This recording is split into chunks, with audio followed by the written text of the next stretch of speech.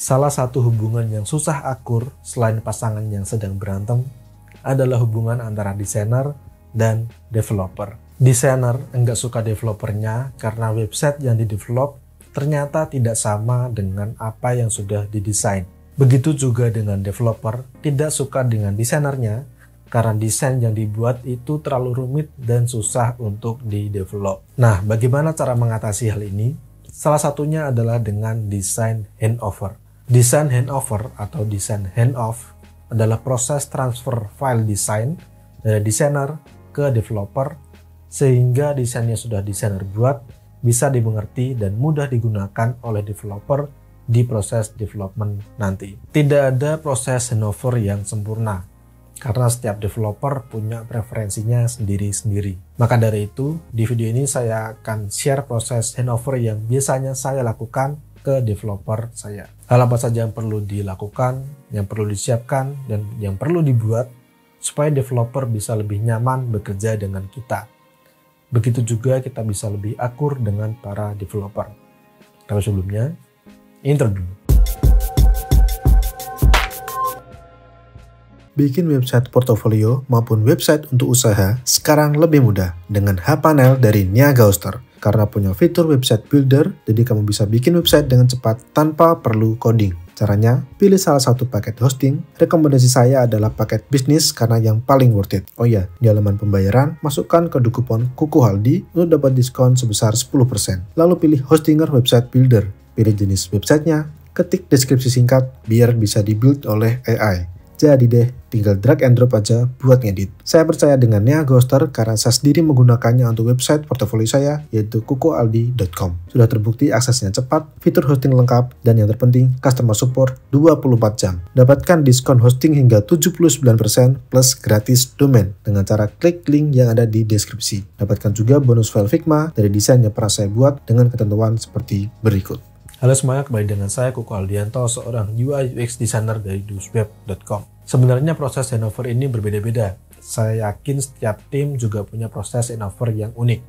Karena setiap developer punya preferensi dan kebutuhannya mereka masing-masing. Tapi di sini saya akan coba share proses handover yang biasanya saya lakukan. Semoga bisa menjadi tambahan referensi buat teman-teman desainer dan juga developer di sini. Pengalaman yang saya bagi ini berdasarkan pekerjaan saya. Yang pertama saya kerja di tim saya sendiri, yaitu di dusweb.com. Di sana saya bekerja dengan Mas Ervan yang merupakan developer full stack. Jadi saya adalah desainer dan developer full stacknya adalah Mas Ervan. Di sini kita selalu bekerja sama dan saya juga selalu ngasih file handover ke Mas Ervan.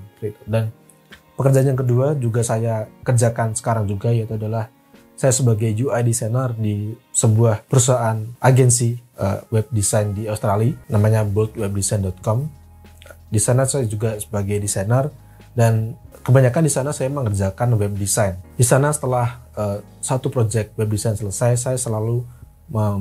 kita selalu melakukan proses handover ke developer. Jadi saya selalu menyiapkan file Figma untuk ditransfer atau untuk digunakan oleh developernya dari tim kami, seperti itu. Jadi itu adalah pengalaman yang akan saya share di sini. Saya akan bagi tipsnya menjadi dua bagian, yaitu teknis dan non-teknis.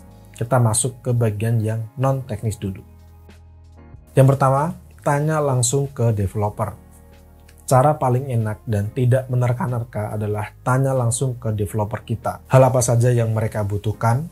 Mungkin mereka butuh semua font untuk di list, mereka butuh semua list kode warna yang kita gunakan, semua icon yang kita gunakan, dan lain-lain. Dan kita harus menyiapkan itu. Jadi memang proses handover ini bisa beda-beda karena kadang permintaan developer juga bisa berbeda-beda.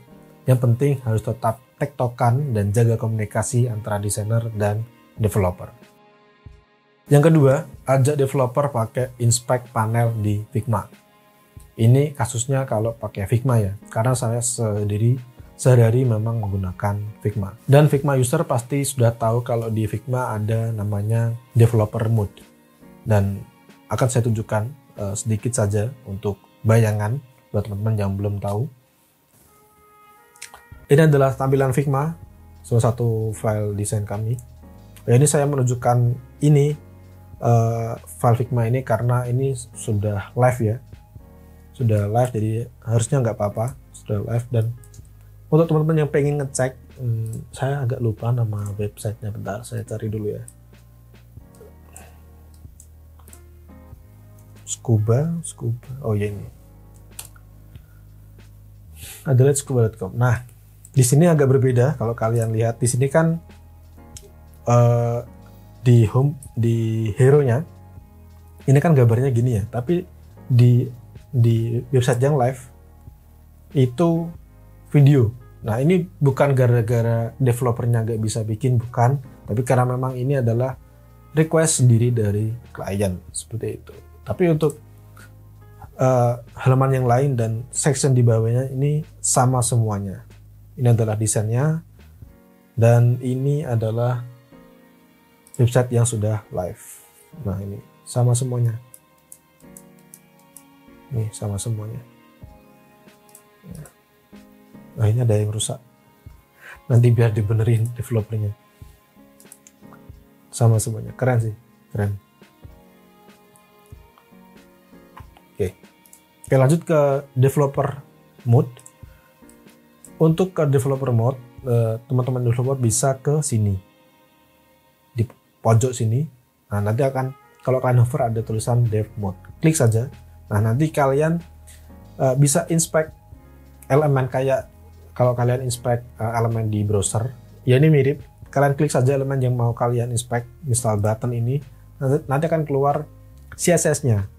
Seperti ini, properties CSS-nya seperti ini, apa saja, stylenya apa saja, warnanya menggunakan apa, dan lain-lain. Bahkan computed ininya juga, space-nya juga ada di sini. Nah, ini juga bisa kalian ganti, nggak cuma CSS, bisa kalian ganti iOS atau Android, tergantung kalian menggunakan apa. Seperti itu ya. Jadi untuk contoh lain mungkin ini teks, kalau kalian klik juga nanti akan keluar fontnya itu apa, size-nya berapa, dan lain-lain. Seperti itu. Ya, kalian juga bisa lihat jarak antara satu elemen dengan elemen yang lain, misalkan ini dengan ini. Nah, ini kan 16, yang merah itu 16 pixel dia jaraknya. Jadi kalian bisa mengetahui jaraknya dari inspect elemen ini. Ya, mirip seperti inspect elemen di browser. Jadi dengan developer sudah bisa fitur dev mode di Figma kayak gini, saya rasa ini sudah sangat membantu proses handover biar bisa lebih lancar. Yang ketiga, ajarin developer cara ekspor image di Figma. Kalau saya sendiri jujur untuk image, saya nggak ekspor semuanya, saya nggak ekspor satu-satu untuk developer. Jadi image ya yang ada ya image yang ada di desain seperti ini. Nanti biar developernya sendiri yang bakalan ekspor. Nah, untuk mengekspor image gampang saja, ini saya tunjukkan secara cepat saja ya. Misal mau ekspor ini gambar kuda laut, klik saja di sini. Ini kita kembali ke mode yang bukan dev. Oh, itu ya, di dev bisa. Di dev mode juga bisa, di sini juga bisa. Ada fitur ekspornya, jadi sama saja. Ini untuk ukuran, kalau satu kali berarti dia ukurannya akan sama seperti ini, 820 pixel, tapi kalau dua kali berarti ya 820 dikali 2 kayak gitu, dan seterusnya. Lalu ini untuk formatnya bisa PNG atau JPG untuk image ya.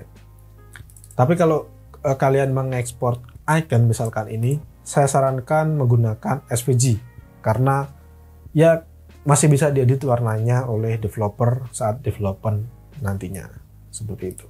Kalau developernya belum tahu cara ekspor gambar seperti itu, ya tugas kita untuk mengajarin ekspornya. Perlu diperhatikan juga ukuran dan format ketika mengekspor image dan juga icon yang tadi saya tunjukkan seperti itu. Yang keempat, ajak developer untuk pakai fitur komen di Figma. Walaupun kita udah nyiapin filenya dan menurut kita desain kita sudah jelas, biasanya tetap bakal ada pertanyaan dari developer entah mengenai aset, flow, dan desain secara keseluruhan. Dan itu sangat normal, malah harus sebenarnya, biar tidak ada kesalahpahaman. Nah, disarankan developer nanya langsung di Figma menggunakan fitur komen, supaya kita juga bisa lebih tahu konteksnya itu apa, mana bagian yang dimaksud oleh developer ini, karena di Figma kan bisa langsung kelihatan ya, bagian mana yang sedang dikomen. Dan juga sebagai dokumentasi untuk semua pihak jika ada yang kurang jelas tentang desain tersebut. Untuk caranya seperti ini juga gampang. Kalau di Figma di atas ada icon komen, kalian klik saja. Nah, nanti kursornya akan berubah seperti ini dan kalian klik bagian mana. Misalkan mau komen ini, terus dia nanya ini fontnya apa ya, nanti langsung kalian bisa balas di sini seperti itu. Terus misalkan tolong ini dieksportin dong, thank you ya, dan seterusnya. Oke, itu dari sisi non teknisnya, lebih ke banyak-banyak komunikasi ke developernya ya. Sekarang masuk ke sisi teknisnya untuk desainer, perlu bikin apa saja. Yang pertama, rapikan file desain kalian. Bayangkan developer baru dapat link Figma kalian, terus dia buka, frame-nya itu ada banyak banget di mana-mana, nggak beraturan, bertebaran di mana-mana. Pasti mereka sudah males duluan karena bingung mau mulai bacanya itu dari mana. Nah, tugas kita sebelum ngasih file desain ke developer adalah merapikan filenya, singkirkan semua elemen yang tidak ada hubungannya dengan desain final. Kalau saya sendiri biasanya untuk dokumentasi saya tidak menghapus frame-frame yang tidak digunakan ini, tapi saya memindahkannya ke page baru yang biasanya saya namain draft. Siapa tahu frame-frame tersebut atau elemen-elemen tersebut bisa masih diperlukan di masa mendatang. Jadi kita nggak perlu bikin elemennya dari awal lagi. Yang kedua, kasih nama halaman dan frame. Biar developer tahu halamannya itu ada apa saja dan yang mana saja. Kita harus ngasih nama tiap halaman dan juga frame halamannya itu. Contohnya seperti ini. Nah, kalau saya biasanya ngasih nama ini frame home ya kan. Sudah saya di sini frame-nya sudah saya kasih nama, lalu di sini saya kasih teks yang besar homepage seperti itu. Begitu juga dengan halaman-halaman yang lain. Mega menu, ini halaman dive course dan lain-lain dan seterusnya. Oke. Seperti itu contohnya. Selain frame yang kita namain, halaman di panel kiri juga perlu kita namain, biar developer gampang kalau mau nyari desain di halaman lain. Di panel kiri itu yang saya maksud ini, di sini. Jadi saya biasanya mengelompokkan atau memanage file itu seperti ini. Jadi misalkan ada perubahan besar, saya akan bagi ke halaman yang baru. Misalkan ini adalah web design pertama, tapi ternyata setelah dikirim ke klien, perubahannya atau feedbacknya dan revisinya itu banyak banget, jadi perubahannya terlalu besar. Jadi saya bikin halaman baru yang saya namain web design 2.0 seperti itu. Lalu biasanya juga saya bedakan mobile version di halaman yang lain. Lalu yang tadi yang draft, yang elemen yang enggak saya butuhkan lagi akan saya taruh di draft dan cover seperti ini. Nah, ada pertanyaan yang paling sering saya dapat juga soal penamaan. Apakah setiap frame dan elemen perlu kita namai juga, Mas? Jawabannya perlu, dengan 3 syarat ini. Yang pertama, jika memang di-request oleh klien dan developer. Yang kedua, jika memang ada waktu dan tenaga lebih. Karena menamai semua elemen ini bisa makan waktu dan tenaga. Apalagi kalau sedang ada deadline, menamai setiap elemen sepertinya bukan prioritas utama. Dan yang ketiga, kalau kalian bikin desain sistem. Nah, namanya juga desain sistem, semua harus benar, semua harus terintegrasi. Jadi kalau namanya saja, nama frame-nya tidak kalian namai, nanti akan tambah bingung untuk orang-orang lain yang bakal mengerjakan desain sistem ini. Jadi kalau kalian membuat desain sistem yang besar, memang harus dinamai. Selain 3 syarat itu, saya rasa tidak perlu.